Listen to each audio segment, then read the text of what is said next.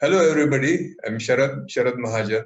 I am Executive Director of Mashal NGO, and I'm going to talk about what we did in Corona relief activities for last 4 months.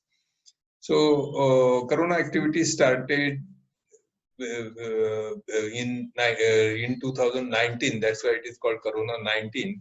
But we in India got aware of it in early months, though our politicians were busy in welcoming Trump and Namaste Trump and all that. But one fine day, we got the news that the country is going to be locked down uh, from 12 o'clock at night, and that was a shock because awareness about Corona was not much.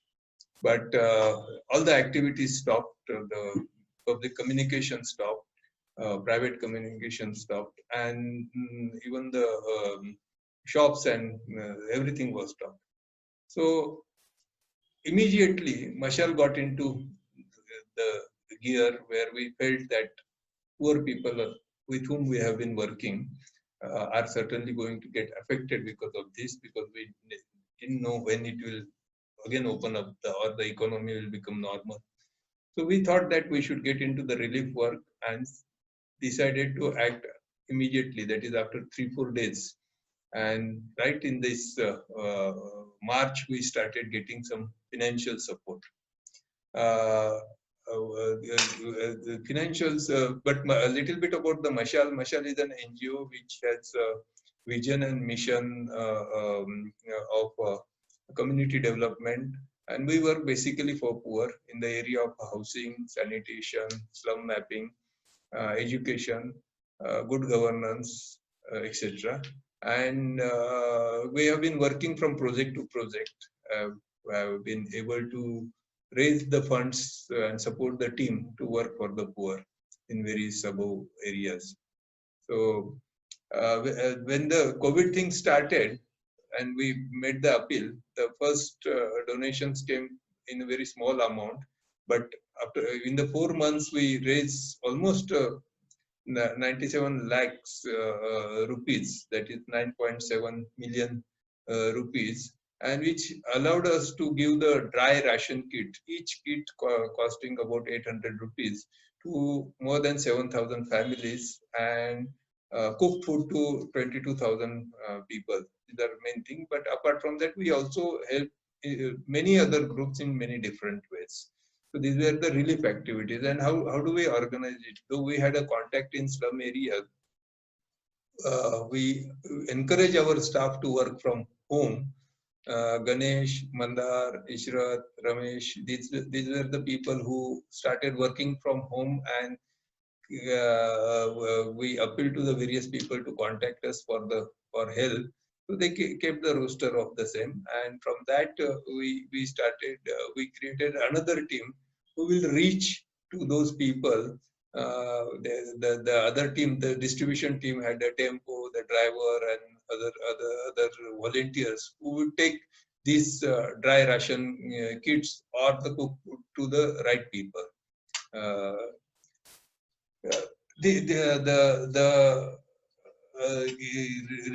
details of the emergency work, when we got into it, we realized that it is not the slum dwellers who needed the help highest, but it is the migrant laborers who have been coming to the developed states like Gujarat, Maharashtra, Karnataka, and they come from Jharkhand, Uttarakhand, UP, Bihar, Orissa. That is huge.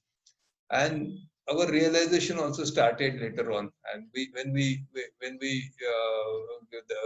become aware, we found that there are almost 130 million people, such migrant people, who migrate from the not so developed area to the developed areas, work there, earn approximately 15,000 rupees per month, use half of it for their sustenance, and send half of the money by money order or by electronic transfer to back home, where their families sustain on that. So this is a huge volume, and we start in and around Pune. More than more than 3 lakhs people, such people are there working on infrastructure project, real estate projects, in industries, and we started getting calls from them. So we started with the appeal to the individuals and then cook food, their dry ration, and then we also supported some groups which were organized within themselves, particularly vegetable vendors, transgender, commercial sex workers, and when after about 1.5 to 2 months, when people become desperate to go home, and many of them have started walking, and the people number of people who walk back from these developed states to home, and at times even walk 1,000 kilometers, its volume is about 30 million people. From Pune also almost 60-70,000 people started walking. We couldn't help all them, but we did help more than 3,000 people to travel back home by train, by bus, and about 160 people by plane also. Now, how do we raise such a huge amount in short period when and we didn't spend a single rupee from our corpus, single rupee. So the money came from some of the corporate like Azim Premji, ICICI, Garda Chemicals, John Deere, some of the developers like Goel Ganga, High Priorities. They gave us the money in lakhs. There is the Annapurna Parivar, which is a microfinance company working particularly in the slums. They gave some substantial money. Cummins India also donated money. But more money than these corporates, we received it from 200 individual donors, where the minimum amount was 1 rupee, maximum about 8 to 10,000 rupees. And those people responded to our appeal, and we received that. And some of them, about 24 lakhs of rupees, we received in kind. Next. So though Mashal has been working mainly with the slum dwellers, as I mentioned, that the beneficiary for relief work were many other groups, mainly the migrants people, then their commercial sex workers, transgenders, orphanage, old age home. These are the people. And then there are in Pune or every city there are, but mainly we talked about Pune, where the disadvantages groups have been organized in some sort of a union. So take for example Kagaj Kachpatra Union, that is the rag pickers. They have a union. Then vendors, street vendors, they have the union.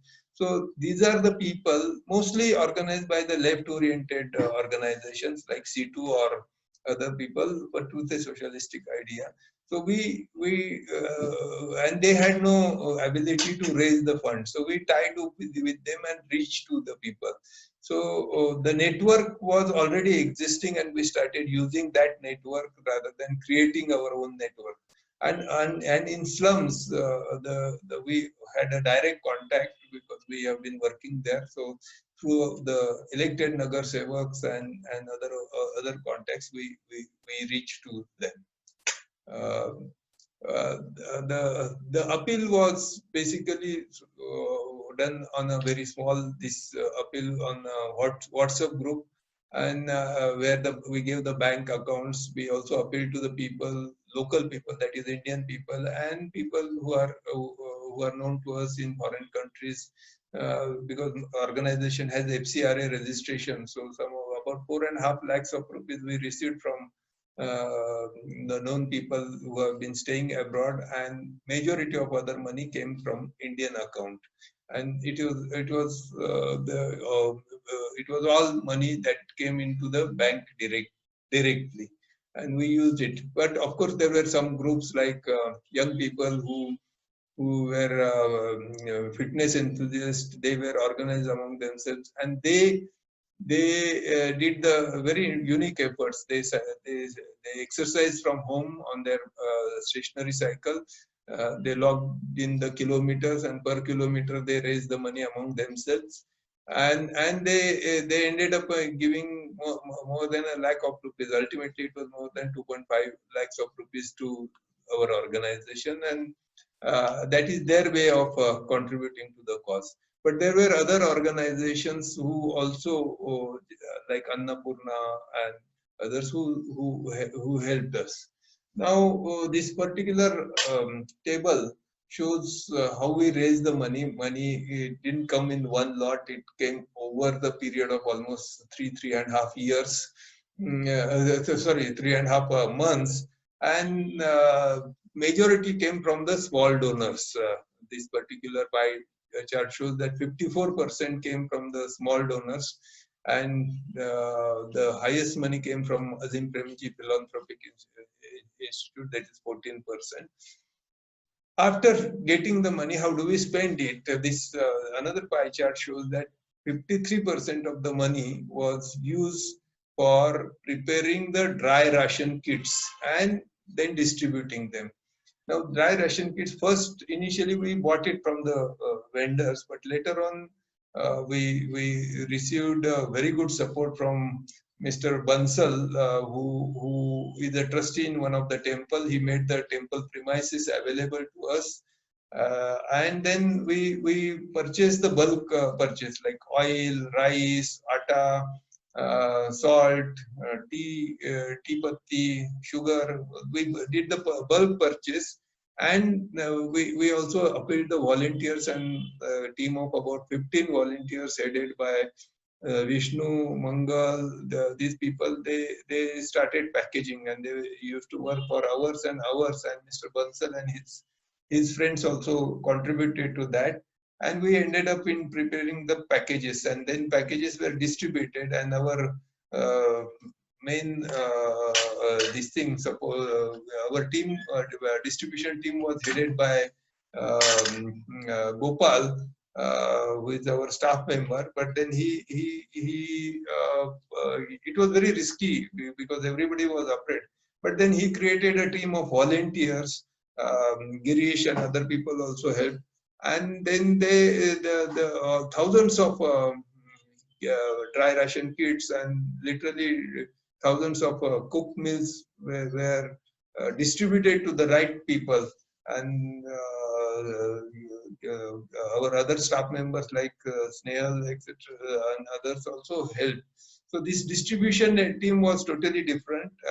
Packaging team was different, and we had other team which was also very equally important, where Ganesh, Mandara, Ishrat work, Ramesh work, and that is people work from home, because all this network and this distribution network, packaging network, it has to be coordinated on hour-to-hour basis. So creating a map of the distribution, informing them that this is the time our team will come with the cooked food or with the dry ration kits.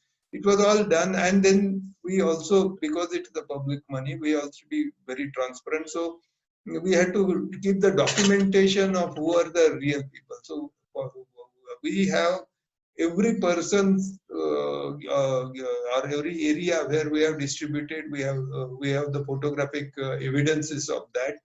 And initially we thought of collecting the names and Aadhaar card and all that, but later on we frankly abandoned that system, and just the photographic evidences was good enough. We relied on the integrity of our team, distribution team, and frankly we are not complaining about it, because the most of the people gave the very good feedback who got the help from our this thing. We allowed certain degree of flexibility to our distribution team. Uh, when it came to the packed food, we were supported by some of the groups who were organizing preparing the food. So IPAC is the one organization who had who had created this langar, or the cooking food arrangement, and they provided the food in bulk quantities to our office, and from our office we distributed it at various places. That was the arrangement. The commercial sex workers were also organized among themselves, and we are going to show you a video of Alkatai, who has been working in that community at Budwarpet, which is commercial sex workers. And every day, morning, evening, we used to give 500 pack cooked foods for almost a month. And later on, when they got organized to cook food by themselves, then we started giving them the dry ration. So this particular COVID relief operation also really we came to realize that there are many disadvantages sections like street vendors, like commercial sex workers, transgender, who are organized themselves, and there is no need to reach to one by one. But if we reach to the organization, they do the last mile connectivity. Migrant workers were also they had started assembling at various places, and we could reach there. So very rarely we had to really do the last mile connectivity, as the people who were in needs were organized to some extent, and we started using their organizations for last mile connectivity. So the burden of our distribution team was to reach to a particular point and hand it over them and wait for their feedback in the form of documents of videos and photographs, which Mandar and they assembled. So today we have the detailed idea of the distribution network. Another area which we were very successful and proud to explain is that many people got desperate and wanted to go back home, and the trains were closed, the buses were not allowed, flights were of course closed, and after two and a half months, we felt that that is the area we must start, and we could help with whatever the resources we had. 2,300 people to go by the train from Pune and from Panvel. In Panvel, we got in touch with Yoga Nambiar, transgender herself, and she contacted us initially for the assistance, some money at least so that they could survive. But later on, we found that they are quite organized, and they had a group of about 80 transgenders, and many people from Panvel area, mostly from UP and Jharkhand, they wanted to go home, so they were organized. And Yoga Nambiar took the responsibility of organizing all this train journey for thousands of people. We provided them the cooked food and all the arrangements so that they will be taken care till they go back to their home. And now this Yoga Nambiar is one person we found that amazing ability to organize the people and take plunge in relief activities and leading it from the front. And we supported all the available resources to the group. 500 people went by bus. We arranged for their tickets, and 160 people also went by the flight. So this is Suraksha Safar Seva, that is safe traveling back home, is something the activities we started, and later on, of course, the government also started free trains to this thing. But we were the pioneers, and we did amazing work, of course, with the help of so many volunteers, so many donors who came up with the money to pay for the tickets, pay for the flight arrangements, etc. And it was not only the money; it was also the ground level work which my staff, Mashal staff, and other people did that really helped a lot. As I told you earlier, that we could reach various people because we took the existing organizations working or organized among themselves. There is a Santulan organization which works basically with the quarry workers, stone quarry workers. Then there is the orphanage, the Annapurna, I mentioned that they are the microfinance wing. Kagaj Kachpatra is the rag pickers organizations. Then Pehli works basically with the commercial sex workers. So they join hands. Jivan organization is the one which has a huge membership of the street vendors. Hamal Panchayat is Baba Adav's socialist group which has been working with rickshaw drivers and other people. They help. Global Right Foundation is Nambiar's organization from Ulhasnagar. C2 is a left group organization. So there and SAD also is one organization who gave us the cook meal and gave the first dry ration pack to us for distribution to the people. Now, apart from these various organizations, including Gandhian, including Yog Kranti Dal, CYDA is a Christian organization. We also work closely with the people with a Hindutva background, because in the situation like pandemics, their political or religious views are secondary. They were also ready to do the work, so we could join hands with them. And many such organized group also gave us the money. Teach for India, we work with Power Peaks and the various organizations as mentioned in these particular slides where we collaborated with. In conclusion, we would like to draw your attention to the critical role public authorities shouldered in dealing with the pandemic crisis. Mashal has been in the forefront in providing relief to the vulnerable groups, and we observed that the police personnel played a very critical role in ensuring law and order. They not only helped us reach food supplies to the vulnerable communities and in the containment areas, but they also helped us facilitate migrant travel back home. And they did this not only as a call of duty, but with an approach of compassion. We would also like to draw your attention to the fact that there has been a whole infrastructure that has been built over years in ensuring that the state takes a welfare role. These include the public distribution system, the Food Corporations of India, the state transport machinery, the primary health machinery, which was systematically deployed to deal with the lockdown emergencies, firmly but compassionately.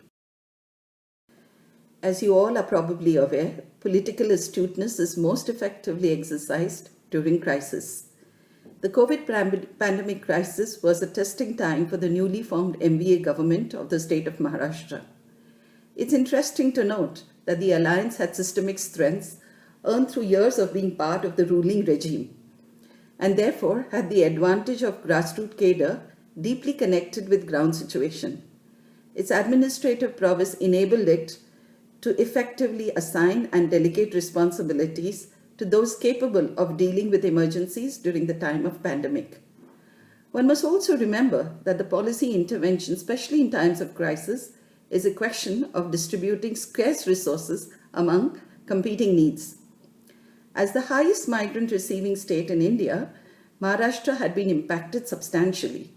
As on 14th August, we had 629,000 confirmed cases, of which 447 had recovered, and the number of deaths stood at 21,000 approximately. The government has had its ear to the ground and has put its might and experience to addressing the crisis, despite the serious attempts at politicizing and bringing pressure by the opposition to smear them as failures. At a particular point during the crisis, mischief mongers canvassed for the army to be called in to deal with the situation. The state government, of course, deftly dealt with these political hurdles. At the center, the Atmanirbhar program was announced. This scheme was meant to alleviate the sufferings of the informal sector. On the ground, Shiv Bhojan canteens, that is community kitchens, were set up. Running of Shramik trains, that is migrant travel trains, were scheduled. These served limited purposes. A very important role was played by local machinery and the civil society network. The state machinery, as mentioned earlier, that is the police force, the health personnel, the state transport machinery who reach migrants to state borders, played a very effective role. Uniform access to public distribution systems for migrants and regular ration card holders, opening the Food Corporation of India grain stock, and disbursement of essential food grains through public-spirited NGOs and individuals were some of the measures taken to reach out to the vulnerable groups. Government directives and guidelines were constantly being publicly announced in order to effectively deal with the pandemic fallout on life and living of the residents and labor force. Few examples of the minute attention with which the government was dealing with the situation include directives to employers to pay full wages announced as early as 29th of March. The lockdown began on 24th of March.